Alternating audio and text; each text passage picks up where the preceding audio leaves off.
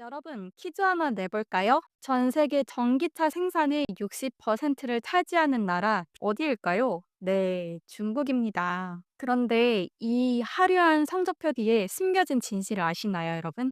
이 나라의 전기차 회사들 대부분이 돈을 못 벌고 있습니다. 아니, 더 정확히 말하면 차를 팔면 팔수록 적자가 쌓이고 있는데요. 더 충격적인 건 2015년에 50개였던 전기차 회사가 2020년에는 300개로 폭증했다가 또 지금은 그 절반이 사라졌다는 겁니다. 그런데 말이죠. 회사는 줄어들었는데 공장은 오히려 더 늘어나고 있어요.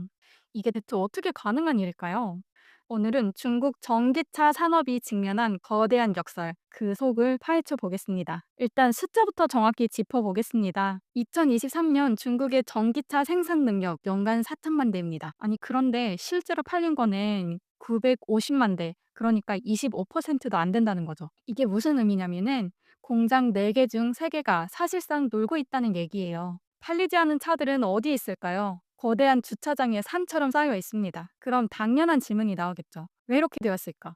답은 2015년으로 거슬러 올라갑니다. 중국 정부가 전기차를 국가 미래로 선언했거든요. 그리고 천문학적인 돈을 쏟아붓기 시작했습니다. 근데 어떤 일이 벌어진지 아세요? 전기차 회사가 5년 만에 6배로 늘어났다는 거죠. 자동차 회사는 물론이고 부동산 회사까지 전기차 사업에 뛰어들었어요. 왜냐고요? 정부 지원금 때문입니다. 여기서 중국만의 독특한 시스템을 이해해야 합니다. 중국은 생산지 가세 원칙으로 운영됩니다. 무슨 뜻이냐?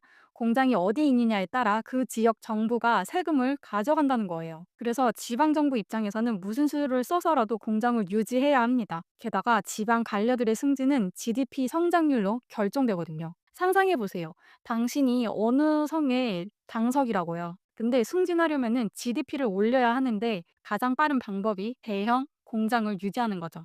그래서 뭐 했을까요? 우리 지역에 공장 지으세요. 땅을 공짜로 드립니다. 법인세 10년간 면제해드리죠. 돈 필요하세요? 국영은행에서 1% 금리로 수백억 원 빌려드릴게요.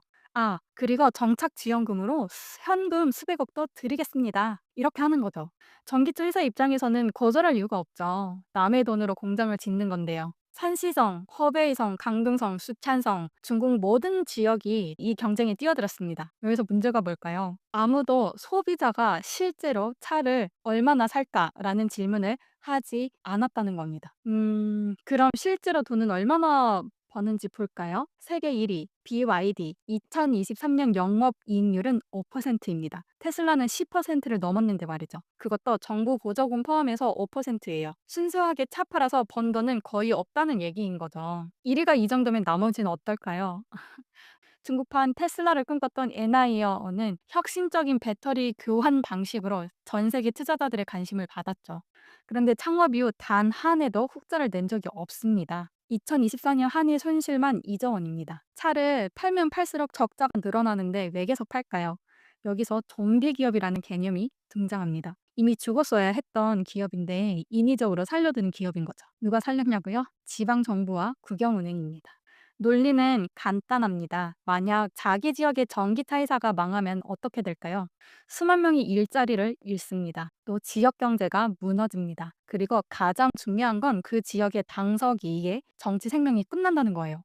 그래서 어떻게든 막습니다. 지방정부가 국영은행을 압박해서 이 회사 곧 좋아집니다. 대출 좀 더 해주세요. 이자 상한 조금만 밀어주면 안 될까요? 이렇게 하는 거죠. 은행 입장에서는 거절할 수가 없습니다. 왜냐고요? 정부의 압박이니까요. 그래서 해소 가능성이 거의 없는데도 돈을 계속 빌려주는 겁니다. 2024년 기준 중국 전기차 산업의 부실 채권이 80조 원입니다. 진짜 이거 시한폭탄이죠. 더 큰 문제는 뭔지 아세요? 기업들이 시장에 남아서 원가 이하로 차를 판다는 겁니다. 그러면 어떻게 될까요? 시장 가격 전체가 붕괴되는 거죠. 2023년 초 BYD가 신호탄을 쏘았습니다. 주력 모델 가격을 수백만 원이나 내렸어요. 그러자 도미노처럼 무너졌습니다. 샤오펑, 리어터, 심지어 테슬라까지 가격을 내렸습니다. 1년 만에 차량 가격이 30%나 넘게 떨어진 거죠. 업계에서는 이걸 뭐라고 부르는지 아세요?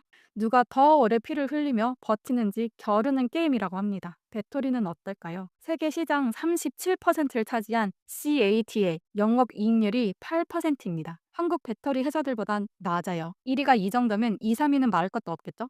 상황이 한계에 다다르자 중국 전문가들은 중국 정부가 강제 구조조정 조정에 나설 거라고 예측합니다. 중국 정부가 할 수 있는 건 뭘까요? 수백 개 회사 중 BYD, 지리, 에나이어 같은 몇 개만 남겨놓고 나머지는 강제로 합병하거나 정리한다는 겁니다. 시장이 아니라 정부가 승자를 정하는 거죠.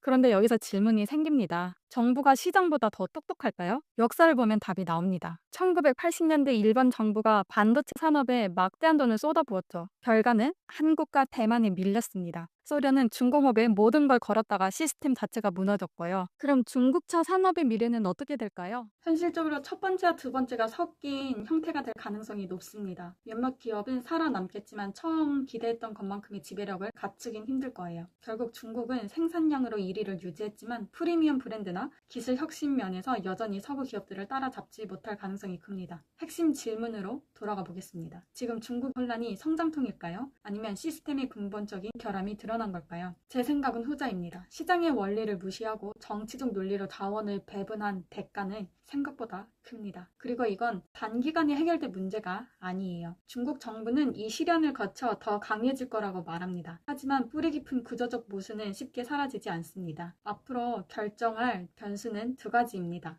첫 번째로는 중국 정부가 정말로 좀비 기업을 정리하고 시장 원리를 존중할 수 있냐이고요. 두 번째로는 서방의 높은 장벽을 뚫을 독보적인 기술을 확보할 수 있느냐인데요. 현재로서는 둘 다 중국에 불리해 보입니다. 오늘 이야기가 중국 전기차 생산을 이해하는 데 도움이 되었기를 바랍니다. 다음에 또 흥미로운 주제로 찾아뵐게요. 여러분 와주셔서 감사합니다. 좋아요, 구독 부탁드립니다.